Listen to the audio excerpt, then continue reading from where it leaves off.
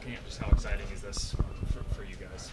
Exciting to get the guys back. Obviously, they've been off for a couple of days, and we've been in the office fine-tuning some things as a staff, and we are excited. Guys got back yesterday, so just excited to have them back in the building, and obviously, play some football.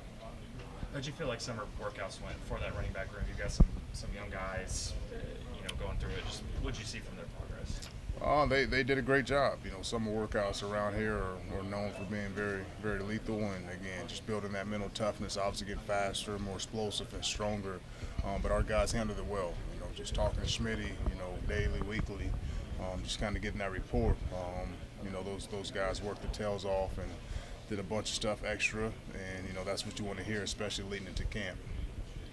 How do you feel about the overall depth of your room? Seems like you have several guys that you could turn to if you needed to. Yeah, that was the biggest thing for us, just having that competitive depth that, we may have not had a year ago. But we got some good depth, and I'm excited to, obviously get out there and, get to work with the guys. But we got some good depth. Within that group, how do you feel maybe about the different flavors that the guys bring in terms of style and maybe different downs and things like that? Yeah, I mean, I think they're all different. They're all uniquely different in their own ways. Obviously, got some powerful guys, got some strong guys, but all guys that are ready to come in and work and compete at a high level every day. So excited to obviously continue to develop those guys in the right direction, and but just the versatility that the room has in itself is it's exciting. For the young guys that you might ask to do more than they've ever done before in terms of carrying a load, what don't they know about a 12, 13, 14 game season, what it takes to be healthy, but to be able to run through that span?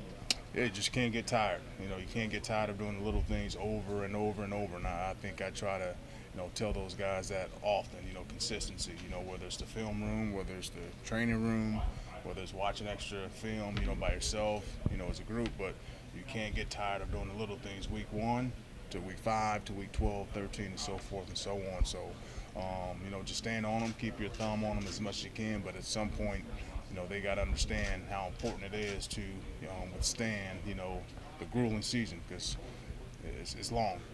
It's long mentally, physically, emotionally, and but I think our guys are up for the challenge. When did you learn all that stuff?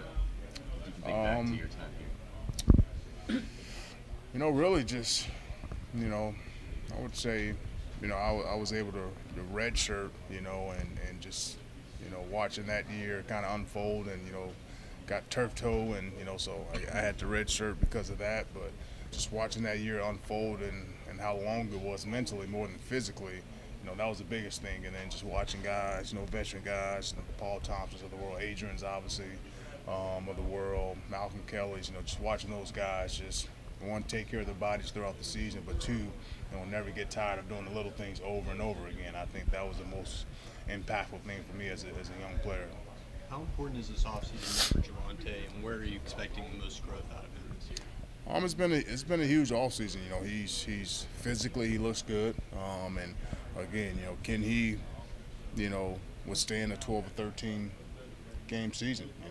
Last year obviously did some really amazing things for us, and that was last year. He knows every single day he has to put in the work, just like the other guys, to get that opportunity to get on the field and be one of the guys. So I'm excited about him, excited where he's at right now. But again, we got a lot of depth there. How different, or what's the confidence level like for Gavin coming off the spring? Great. I couldn't tell you that, but just looking at him, watching him, a guy who doesn't say nothing, just puts his head down every single day and works. Whether it's in the classroom, whether it's in the community, and obviously on the practice field in the weight room. So he's had an exceptional off season. Really excited about Gab and the work that he's put in physically, the weight that he's gained at the right level. So again, obviously kudos to Coach Schmidt and his staff, but he's had a really good off season. Along those lines, a guy like Marcus, Jeff mentioned him earlier, he was productive and had some success last year before he got injured. What's the key for someone like him who's been around the program, with some of the injuries he's had, just keeping him healthy? I think that's the biggest thing, keeping him healthy.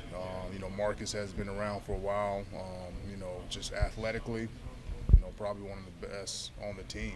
He's a special kid, great kid, works his tail off. But I've been prone to future and freak accidents. When it comes to the injury department. But again, you gotta just stay in that training room. But again, he's a veteran player that hadn't played a lot of football, but he's been around for a while. And he's done some good things on the field, so we need to just keep him healthy, and if he's healthy, we'll be happy at the end of the season. What do you expect from guys like Barnes and Sargent this year?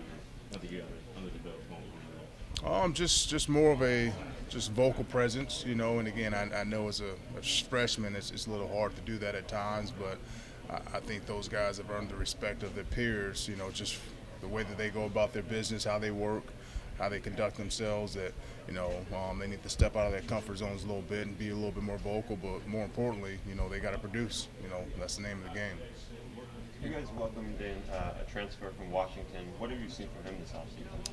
Yeah, Mecca's has been good. Again, he's another guy that's been banged up a little bit, and coming out of high school, he's been a really good player to have for us. Great kid, and again, just excited to obviously get him healthy and get him on the field, get him some opportunities. We chatted this time last year about what Eric Ray had as a pass catcher, and you mentioned that brought. Do you see anyone in your group right now who projects in a similar way to him? Eric was unique in his style play. So we have a bunch of guys who can catch the ball just like him. I think a guy that kind of comes to mind first off the top of my head is Dalen.